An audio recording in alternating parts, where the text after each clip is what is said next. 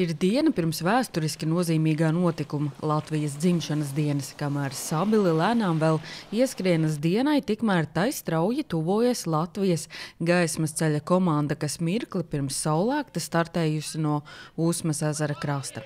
Sabilē pirmā pieturvieta un tur skrējējuši sagaida ar spēka dziesmām. Šis ir Usmas ezera ūdens, un mēs viņu iedziedam un ar labām domām uzlādējam, un tad likteņdārzā 3 lāpas un 3 ūdeņi no Usmas, Burtnieka un Rāznas satiksies, un mēs viņus atdosim mūsu likteņu upei ar mūsu uzlādētām, ar mūsu labām domām, dziesmām, viņi aizplūdīs pasaules okeānā. Sabilē aizdedz vienu no 37 gaismas ceļa ugunskuriem. Daļa pirmo skrējēju, kas no Usmas mērojuši 28 kilometrus, ceļu beidz, daļa vēl turpinās, bet startam gatavojas arī vairāki talsinieki. Un man ir pašam tāda sajūta, ka es esmu atgriezies 80. gadu beigās atmodā.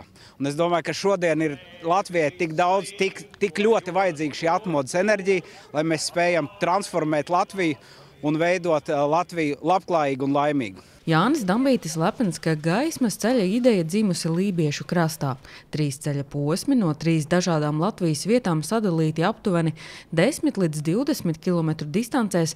Katru no tiem veica 3 tempu uzturētāji, kuri nogādāja lāpu nākošajā distances posmā. Stienbukā ir distances, kurās ir jāsacenšas un jāpierāda sevi no ātrākās puses, tad te ir tieši otrādi, te ir distance ir gara. Ir tomēr sākam šorīt no rīta un beigsim rīt saulrietā.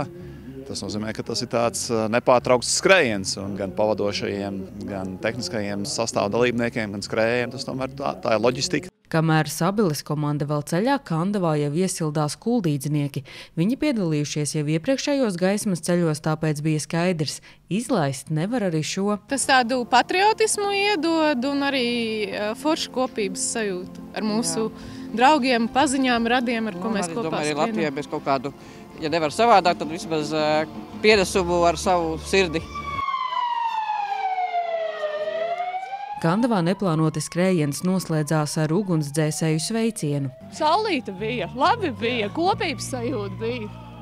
Lai gan ceļš bija lielākoties pret kalnu, bet tā kopības sajūta bija tāda, ka pa vējam. Ja vakar vēl vienotai raudājām, ka nevarēsim, jo tur mums ir noteikts arī laiks, kādā mums ir jāierodās. Tātad tas ir pieklājīgs tempiņš, un tad jau vakar par to raudājām, tad šodien atkal par to brīnījāmies, kur tas spēks rodās.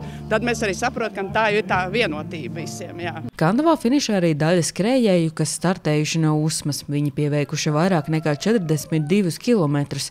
Arī Guntis no Ventspils. Viņš terpies Latvijas krāsās. Ikdienā tā es neskrienu, ikdienā kas saka, treniņa apģērbs ir, kas tas par darba apģērbu skrienu ikdienā, jo saposties par godu latvietis ir pateikami. Latvijas gaismas ceļš noslēdzās Likteņdārzā 18. novembrī, īsi pirms saulrieta. Sanita Liepiņa, Terēze Matisone, TV9 Pakalni. Mūsu zeme!